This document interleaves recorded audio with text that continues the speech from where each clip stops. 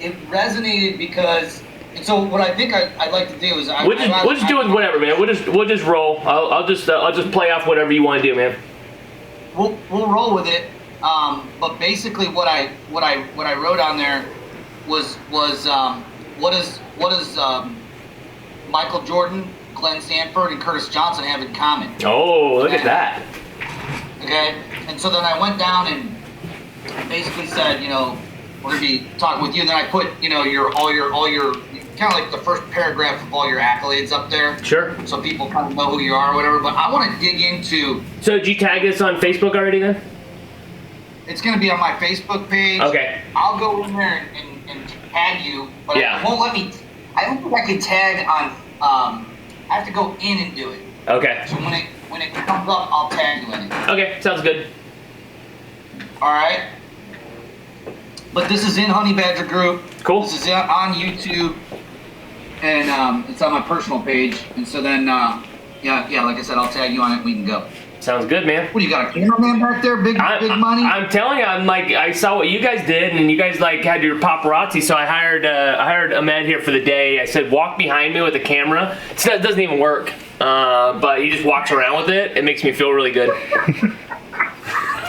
Oh, man. We got to get that. We're going live right now. 3, 2, we are live. What's up? All right. This is exciting, Albie. Let's go, man. I love it, man. I just saw somebody walking behind you, and I was like, who is that guy holding the camera over there?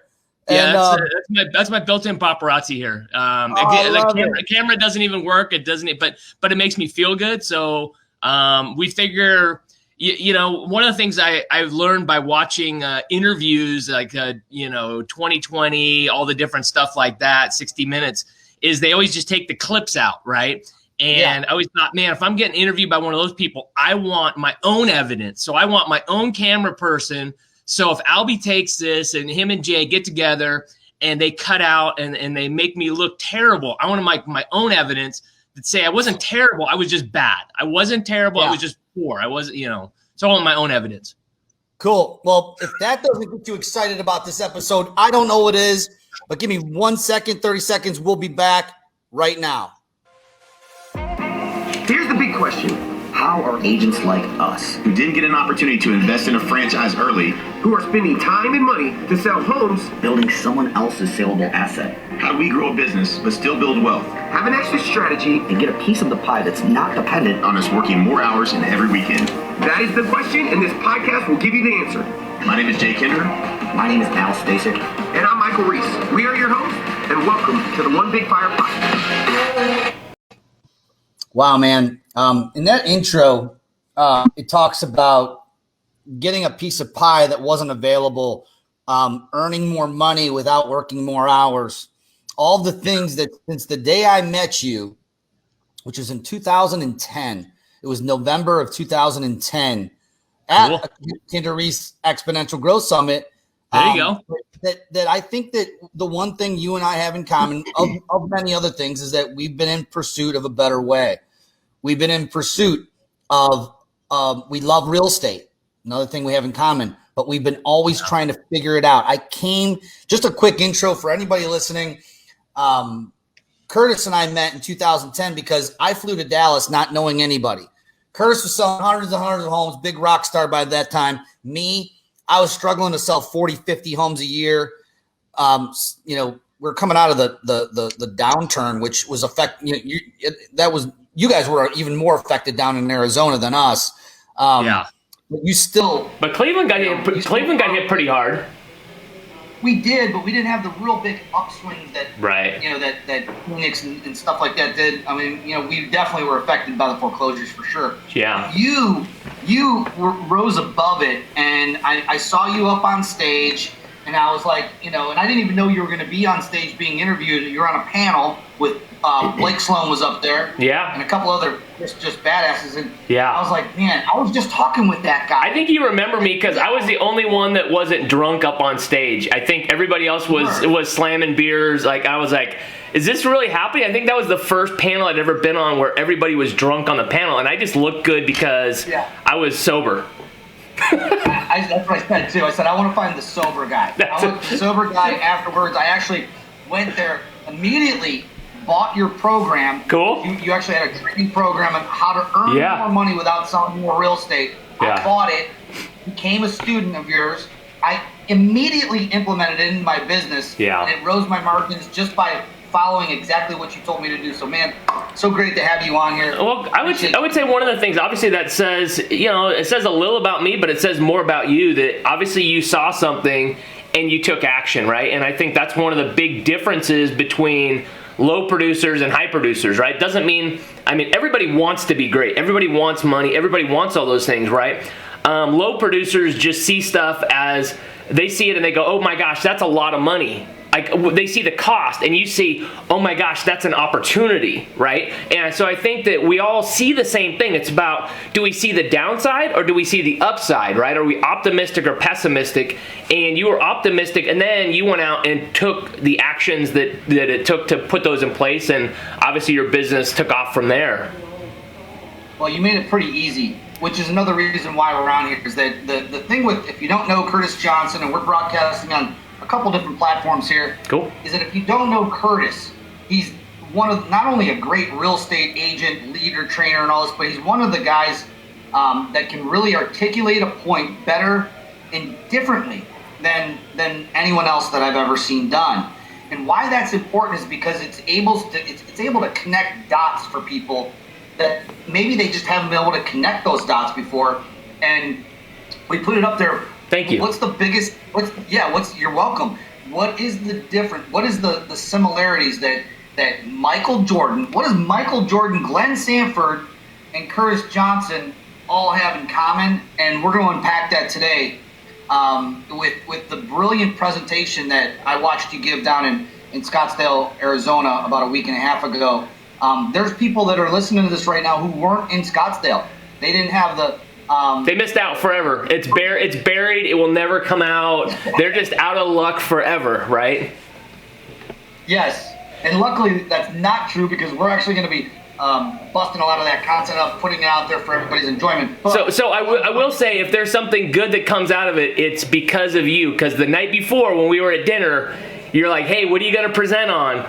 And I was like, man, I don't know. This is going to be either a dumpster fire. It's going to be really good. I'm not sure. I don't know. This is what I'm going to do. And you very well could have said, you know what? That sounds stinky, man. That sounds like that's not going to go over well. Bury it and pull out something ordinary. But you're like, dude, I think you should do it. And I'm like, it's gonna be interesting. You're like, just do it. Just roll with it. So if it was good, it's because of Albie. It's his fault. If it sucked, it's because of me. Awesome. So Michael Jordan, what yeah, does he have to do with real estate, Glenn Sanford, what you've been able to do and build, and how does that correlate to the GOAT, the greatest of all time in basketball, Michael Jordan? It kind of just came to me, one day where I was thinking, it kind of morphed out of a few. My mind just kind of goes weird places, right? But the idea of, do we know how great we can become, right? And I don't know how great I can become, because I think I fail at so many areas, right? I mean, even, you're crushing it, but could you do even more? We could all do better, right? And then you look at the best in the world and you think they probably had opportunities to not be great as well, right? They had opportunities to go, you know what? I think I just want to be average. I think I just want to be good. So it kind of came from that. And then I started thinking, you know what, people like, oh, well, who's better, LeBron? No offense, man, I know it's Cleveland, but who's better, like LeBron or MJ, or whatever? And obviously I'm more partial. Let's just end it right here. It's okay. Michael Jordan. I think so, right? And I think obviously I'm biased because that's where I watched more basketball during that, and he influenced me a lot in that. But I think, he was great on the court, but think about, when did he's been retired for 20 plus years, right? And I saw something come out that he made like $190 million still from Jordan shoes. And during the pandemic, I know a lot of people got into, just stop me at any place, right? Because I'm just kind of wandering here. But during the pandemic, a lot of people got into sports card trading. And I used to collect a lot of sports cards, but didn't really during the pandemic, I was like, prices were going up. I was like, what's going on?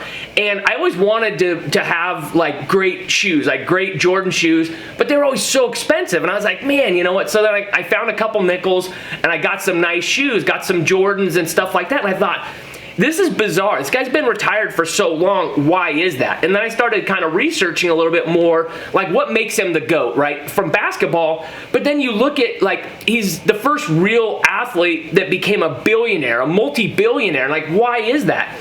And then you start looking deeper at it and you're like, okay, so how many years was he the highest paid, basketball player? It was like 2 years. And I think it was like the last, or 2 out of the last 4 years. It was like this last couple years with the Chicago Bulls, he was making like $33 million. The rest of them, he was like making $3 million, $4 million, $5 million, right? That's like Albie money right there, right? This isn't like, MJ money. This is like Albie money. And then he goes to the Washington Wizards and he's making like $1 million. And you're thinking, like, this is the greatest player of all time, and he's winning. But then you're seeing that's not $200 million what he's making from his shoes, and you say, well, why is he making so much? And you go back through the genesis of it all. When he signed with with Nike, it was it's a crazy story how he did all that. But instead of just getting like, hey, I want an endorsement fee. His agent negotiated, and they said, hey, we want to be like a brand in our own. We don't just want to pump Nike. We want to be our own brand. And that's in real estate. We do that all the time. You don't just work for Remax. You don't just work for Keller Williams and push their brand. We're our own brand. So I saw some similarities with that. And then I saw he really made billions, like $1.3 to $1.7 billion in revenue share.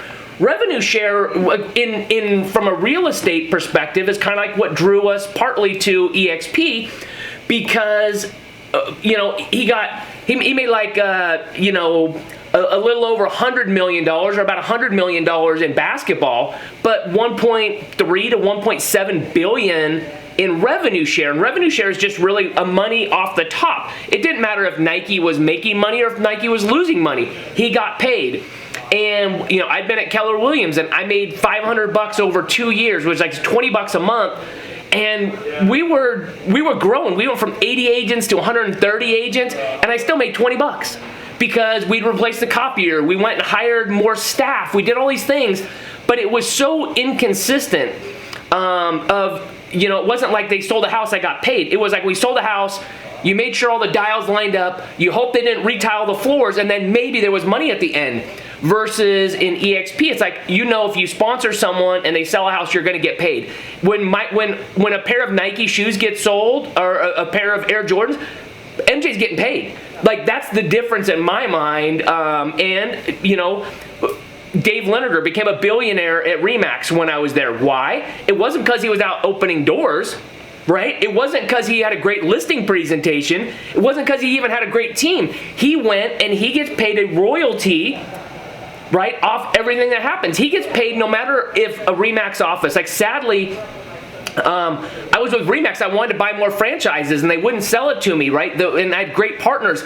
And 2 of the 3 partners now are dead. One of them, when the market crashed, we talk about that time, he actually cut his wrists and killed himself in the Remax office because he owed so much money. The pressure was so much. An amazing guy, but Remax, no offense, Remax got their fee no matter if the company was making money or not.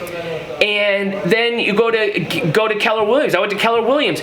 Gary Keller, he had revenue share until it started getting tight. And then he goes, well, you know what? We need to shift everybody else to profit share so that we only share profits if there's a profit. But guess what? He kept himself on revenue share. Right? He kept him. The royalty, the 3% goes to Austin, no matter what if the office is profitable or not. And then Glenn Sanford with EXP brought in revenue share, and he shares with everybody. So 3 billionaires. I screwed up the title. That's okay. It should have been, what is Michael Jordan, Glenn Sanford, Curtis Johnson, Gary Keller, and Dave Leonarder having? Could be, right? Yeah. But all of them, right? All of everybody. Except I'm not the billionaire, right? But the potential is there, And I think the power that most people forget about revenue share, why it's important, is because it helps us collaborate together, right? Not everybody's going to get rich off revenue share, but it's the most important thing to everybody inside of EXP because it opens up our playbook. It opens up us sharing at a level that's never happened before in the history of real estate. And it's also predictable. When things are unpredictable and you start messing with people's money, people don't like it and they can't count on something, right? If you went and you sold a house and you went and you're like, oh, sweet, and you're waiting for your closing, and then all of a sudden your broker says, hey, Albie, great job closing that house. You're like, yeah, where's my check? And they're like, oh, you're not going to believe this.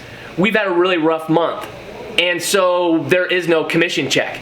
You're like, what? Like, what's going on? So if you sell a house, you expect a commission check. And that's kind of how this works is when you bring in someone to a company and they sell a house, revenue share comes off the top. It doesn't matter.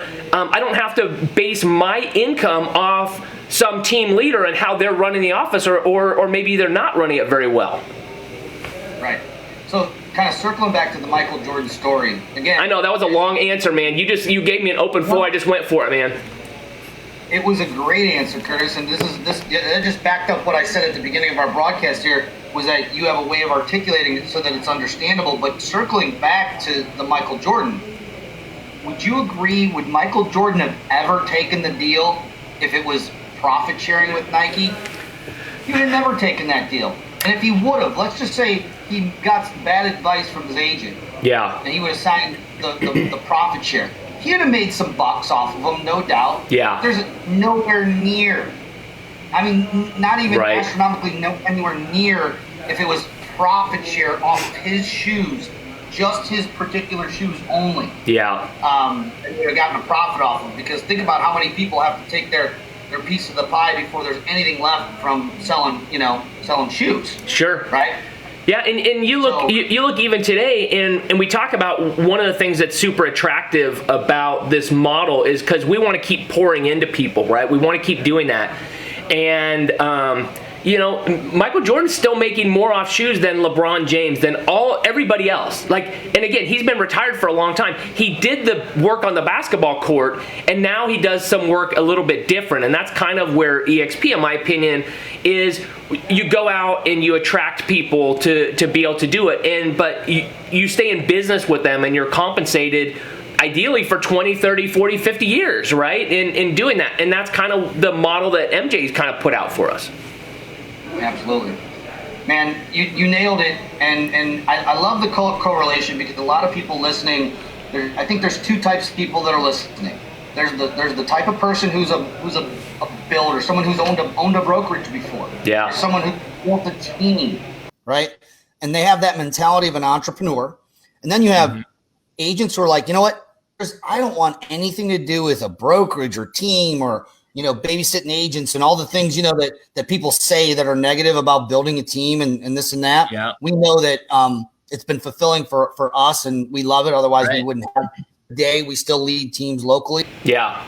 But I respect other people's opinion. And those single agents out there who are saying, but that recruiting, that's just not for me. Totally. I don't, that's just not my thing. Yeah, right? Totally. What advice would you say to those people who are listening to this right now?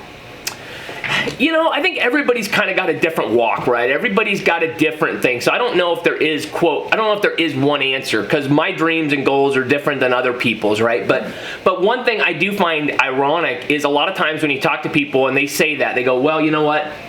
I'm not into recruiting. I'm not into that, which I totally agree, because I'm not either, right? I really am not, but I'm into giving. I'm into sharing. I'm into, we recruit people all the time. We go see a great movie. We're like, oh my gosh, Albie, you've got to go see this movie, right? Or, oh my gosh, have you heard this new song? This is incredible. You got to listen to this. Or have you read this new book? So this whole, I'm not into recruiting. No, you're not into recruiting them into real estate. You're not that confident in it, but you're confident they're going to like this music. Or, oh my gosh, you got to check out this restaurant. So we would recruit people to the things that we're passionate about. Maybe you're just dead. Maybe you're just wet wood and you need to get dried off and get fired up, right? Or whatever it is. But almost the same amount of people that go, I'm not one of those recruiter type people. And you go, okay, well, tell me, what do you want to do? Well, I think I want to, I don't know, I go, tell me your long term. What do you want to do? Well, maybe, after a couple years, I think I want to build a team and maybe buy a company or start a company. You're like, okay, so think about this. You want to build a team with people or just by yourself? Well, with people, so you'd have to recruit them. Yeah, okay, maybe. So you want to open a company, but you'd want people there, right? Well, yeah, you'd have to have a lot of agents. Well, how does that mysteriously happen? Guess what? This is the same thing. You just get rid of the risk, right? Instead of going out and spending $250,000 on a franchise or whatever it is, it's $85 a month, and EXP takes the risk. And EXP does most of the stuff you don't want to do. So really what it is, in my opinion, when people say that, and I say it, so I got to work on my own psychology, is it's mostly people that aren't willing to take, that ego risk, right? As Brent Gove talks about, they need a cup of courage. It's not because... It's not that they don't want to recruit or bring people in, or they don't even see the opportunity. It's that they just don't think they can do it. They think, hey, someone else can do it, but I can't. And that's a different thing, right? I'm totally cool with someone saying, hey, I don't know if I can do it, because I've been there. I feel the same way. But if you ask someone, hey, if you brought someone in, would you want to be compensated for it? Or if somebody was willing to compensate you, would you send the money back? Would you turn it away? Oh, no way. So they want the results. They want the rewards for it. They're just unsure if they can do that, right? And so kind of coming back around, one of the reasons that we partnered and what really got me partnering, it wasn't the revenue share. I really didn't think I'd make that much. I didn't think I'd make that much in revenue share. The stock sounded nice. I thought that was a recruiting gimmick. I really didn't think I'd end up with very much money in stock with it. But I did know the partnerships. I knew being in the right rooms with the right people at the right time, making the right decisions could impact my income. And I knew it could do the same thing for everybody else. And so when you talk about they want the rewards of the recruiting, they want all these things, they're just unsure, if they're being honest, they're unsure if they can do it. One of the things that really drew me to you and Jay and Mike in our organization, right, inside that was I knew before that the systems weren't in place. That I knew that you guys would put the systems in place and that I could help with that. And I knew that we could put systems in place so that I could be able to recruit, and that other people joining, they wouldn't have to recreate the wheel, right? They wouldn't have to go rebuild out a whole recruiting video and all those things, that we would build that system for them so that it wouldn't be a question of could they recruit, it would be a question of would they do that. Love it. Yeah, and there was a something you hit on, and I think I did know you were with Remax, but you just reminded me of it. I was with Remax earlier on as well. Yeah. And there's 2 points I wanted to hit on. Number one, you talked about not being a recruiter, right? So let's unpack that a little bit, because sure. I've actively like 56 or 57 agents. Yeah. In 3.5 years that I've sponsored to the company. Now, yeah. let's be real with each other right now. Yep. If 3.5 years ago I was hired by a Remax broker, a Keller Williams broker, a Coldwell Banker broker, a Berkshire Hathaway broker as their quote-unquote recruiter, sure, I'd have been fired with that kind of a performance. Albie, we gotta let you go. We just gotta let you go. You can't do the job, man. Not a recruiter. Yes, that's not a recruiter's. Where they would say, Curtis, we're gonna bring you aboard here. After 3 years, I want to see 55 butts in seats in this office. Okay. That. Yeah. That won't be it. I'd be in the bread line with you, man, because I'd have been let go for sure. And there's a reason for that, because I've never been a recruiter. Yeah. Never liked that act of it. Now I do enjoy it because I don't look at it as a bad name. I used to look at recruiting as an ugly word. Mm-hmm. And so when I came to Remax, and I don't know if I ever told you this story, but I came to Remax in 2007. I left an independent broker. Mm-hmm. When I came over to Remax, the friends at my other brokerage that I left saw that I came over to Remax, and they saw that I was pretty happy. Yeah. And they called me up, and it was literally one by one, and this happened 6 times. One by one, the first guy's name is Joe. Yeah. Good friend of mine. Joe, Al, hey, you like it over at Remax? Yeah. I said, I like it. I love it. Yeah. These guys are great broker owners. They got free coffee. Yeah. Really cool office. They just built it out. You should check it out. Yeah. Joe joined. And next thing you know, on my desk the next morning after Joe signed his ICA with the broker, I got a $25 Starbucks gift card. 25? $25. Dude, you guys know how to roll in Cleveland. Dude. Hey, I drank that down in 5 days. It was gone. And so that happened 6 more times after that. That is awesome. All, you know, the thing is I didn't recruit any of those people. I didn't recruit Joe. I didn't recruit Scott. I didn't recruit Tom or any of the 6 people that called me to ask me how they liked it. Yeah. I just told them that I loved it. Yeah. Now, if I had done that on, you know, if EXP existed Sure. in 2007, which it didn't, Yeah. then I would be earning mailbox money, literally passive income. Think about that. So you brought in about, let's call it 50, 60 people. So you recruited 10 times or 10 times more people at EXP, right? I believe it's easier to recruit to, but let's say you did the same amount. And you've got about 10% of EXP that you get overrides on. So think about that. So that 1/10 of 1%. So you'd have about 1% of Remax right now.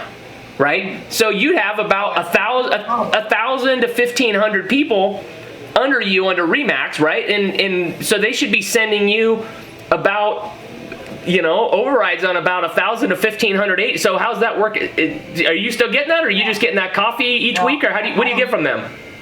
I don't even get a Christmas card. You believe that? Yeah. I got kicked off the list. You got off the Christmas card list, right? I got off the list, Curtis, yeah. Yeah. But, man, I hope that everybody, if you like the content here, hit the subscribe button on YouTube. And if not on YouTube, go to my YouTube and subscribe to it. We put good stuff up. I was super excited that, Curtis made the time to spend with us and share just a different perspective, a perspective that I never heard in a comparison. And I hope that, if this resonates with you, reach out. How can somebody get a hold of you if they had further questions about EXP, the model? I can actually just put it up on my fancy little banner here. Look at that. Yeah, no, they can't reach me. I'm unreachable. I've got people. I've got a fake paparazzi right now. I've got fake gatekeepers, and we've got all kinds of fake people around that keep people at a distance, so you cannot contact me at all. Did he follow you with the pickleball tour? I was telling someone this morning we played pickleball and how fun that was, right? Yeah. No, so probably the best way is message me on Facebook, or Instagram. I don't really know what my Instagram handle is, but you can find me. You just search for me under Curtis Pickleball or something like that. I don't know, but they can find, or reach out to Albie and go, hey, can you intro me to Curtis, or whatever, right? They can go through your paparazzi to get to my paparazzi, and there we go. That's awesome, man. No. Hey, I really appreciate you. Hey, so are you ending right now? Because if you're ending, I want to talk about one other thing. I don't want you to get off the line just yet. I got time, brother. Yeah. It's all right. Normally, I want to get off these faster, but I think this would be interesting to talk about because I don't think anybody else could talk about this, and I don't think anybody else could talk about this authentically, and I don't think you could have this conversation at any other company, and that is, it is. So I've been growing pretty fast in EXP, but it's only because of partnering with Albie and stuff like that. And we've had this conversation. So Albie, you got in, I don't know, maybe a year before I did or so, in not even eight months, something like that. Yeah. Okay. It was basically September is my anniversary, September 1st. Okay. It'll be 4 years for me in September. Yeah. Okay, so actually just a few months, right? 4, 5, 6 months, whatever it is, right? And it's only because of Albie that Jay and Mike and that kind of, I was getting close with Brent Gove, and that was kind of one of the things that tipped me over, going, hey, I can partner with Cliff and Albie and Jay and Mike and still get Brent and everything. It kind of tipped me over. So because of some of the partners that we brought in, right, that again, I suck at recruiting, so it's, Dan Beer and Kyle Whistle and Mary and Gogo and Kevin and Fred and Frank and Jesse. I mean, just thousands and thousands of people that our group is actually just tipped a little bit further than your group, right? We've gone a little bit further. And in any other company, we'd be like, oh my gosh, I want to pass them. I want to do this, right? But you can't lose because you want me to win. And I tell people all the time, I'm like, I want you to pass me. I want you to. And what other world would there be that you would be rooting me on and helping me convert people and help me build so that I could pass you, and that I'm doing the same thing for people that I want Dan Beer to pass me. I want, Fred Weaver to pass me. I want these people to pass me. Talk to the model on how does that feel? It's a little different, right? Well, it's the financial alignment piece, and if you remember being in Jackson Hole, Wyoming. That blew my mind, man. Remember that? Okay, so it wasn't really until Jackson Hole, which I believe that was literally right after you joined. Yeah, it was like the first week in February or so. Yeah. Yeah, it was, and Shep Black was there, and Ryan Stewman was there. And mind blowing. Believe it or not, they really didn't even know each other that well. Yeah. They were like. I remember them meeting, right? And I remember them going, they are going to be good friends. They're going to work together for sure. Well, it was either going to be like a hate, like, get away from me, or I love you. Yeah. They were in the right direction. But Jay stood up. I was with him and we did the presentation together, but he was part of the presentation. I didn't even hear his part of the presentation before he gave it. I know, big shocker. Yeah. We're planners like that. When he said that the magic of the company was not the revenue share, not the stock, not any of this stuff, it was the financial alignment that was the magic piece. Yeah. Of course, those are all the pieces of that make a collaborative environment. Look, my biggest concern and fear was, how does this company have a good culture when there's not even offices? That was my number one concern going into the whole thing. Absolutely, like, yeah. Say what you want. We're not here to bash companies. You were with two of the greatest companies, Remax and Keller Williams. I was only with Remax, so I don't really know. But looking from the outside in, it always seemed like Keller Williams had that culture piece of checking that box. Yeah, great culture. Great culture. Family reunion, great culture. Yep. Gary just did it right. Yeah, absolutely agree with that. So, and I'm not saying that Dave didn't, but it's different. And you being at both companies, totally. Sure the first time I saw Dave or met Dave, he rode out in Vegas on an elephant. That was the first time I actually saw Dave in person, and I met him later that night, and I was like, now this is a different experience. The dude, the founder, CEO of the company, rode out in Vegas on like a big elephant. I'm like, this is over the top, man. Like Remax has got it over the top. Well, and that was where you and I grew up in that era where everyone wants to get behind the cowboy. Yeah. And there was a full Inman article on those two cowboys, right? And how they rose to fame, and they fought against the status quo. Yeah. First it was Dave in 1973, him and Gail. Formed Remax and totally fought battle after battle, trying to open that up in all these different cities. Yep. And we're getting shut down, and they were getting adversed. Yeah. And what he really did was not only pave the way for other Remax broker owners to be successful, we also paved the way for Gary Keller. Totally. Which had an alternative business model. Yep. That made it a lot easier for him to break into other with a different brokerage model into certain markets. Sure. And both of them had that cowboy, no F's given type of I'm going to come in here, lighting the place on fire. Totally. Glenn did not take that. That is not Glenn's. This is a new era. Mm-hmm. This is where Glenn got in his RV and drove around meeting with people and just loving on them and just going, hey, let me share what I got. Like, yeah, it's changed the landscape for sure. Glenn was the guy that you wanted to sit next to in that calculus class, or whatever, and you wanted to trying to peek over and see what his answers were, Glenn just beat him with the smarts. He's so awesome and he's so humble. It was like 2 years ago. Maybe it was 3 years ago, 2.5 years ago or something like that. It was at Inman in San Francisco. And I was there and I just come off stage, just did something right. So he came off and I was talking to Glenn, and it was, we were still so small, right? And so I started talking to Glenn and it was good. And then like an hour later, I go down in the lobby and that was where everybody was meeting, and there was big groups, right, of you know, kind of everyone's kind of holding court, right? All these different places. I look over, and Glenn's just sitting at a table, just on his own. I think he was returning a couple, and he's just sitting there, and I was like, no one even knows what is going. Like, you know, he's like.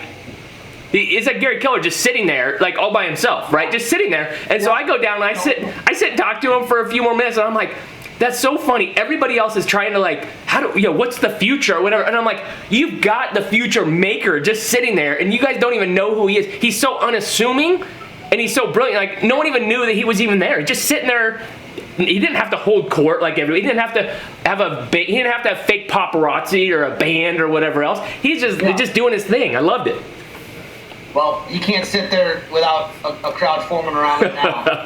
Yeah. That ain't happening. Yeah. Those days are over. I'm sure he would like to, though. Yeah. Yeah. Awesome. Well, thank you for all the support.